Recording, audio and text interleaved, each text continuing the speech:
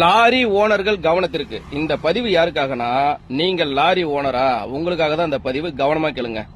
ரொம்ப நாளா தீர்வு கிடைக்காத ஒரு பிரச்சனைக்கு நான் தீர்வு சொல்ல போறேன்.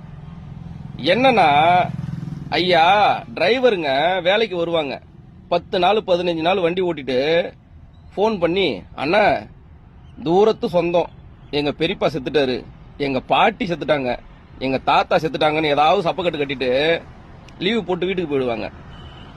நமக்கும் என்னடா இவன் இப்பதான் வந்தான், 10 நாள் வண்டி ஓட்டினா, அதுக்குள்ள ஏதாவது ஒரு சாக்கு புக்கு சொல்லிட்டு வீட்டுக்கு போறான்னு கடுப்பாகும். இனி வரும் காலம் அந்த மாதிரி பிரச்சனை நடக்கக்கூடாதுன்னா ஒன்னே ஒண்ணு பண்ணுங்க. டிரைவர் 10 நாளா வண்டி ஓட்டினானா, அவன் ஊர் பக்கம் வண்டி போச்சுன்னா ஒரு நாள் ரெஸ்ட் கொடுங்க. தம்பி வீடு பக்கத்துல இருந்தா ஒரு நாள் ரெஸ்ட் எடுத்துட்டு வந்திருப்பா அப்படின்னு.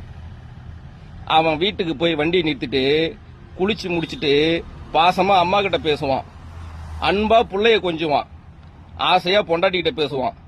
ஏன் ஒரு முத்தம் கொடுக்கலாம், இல்ல ஒரு ஹக்கு கட்டி பிடிக்கலாம். அந்த ஒரு முத்தத்துல ஒரு மாசத்தை ஓட்டுவான் டிரைவர்.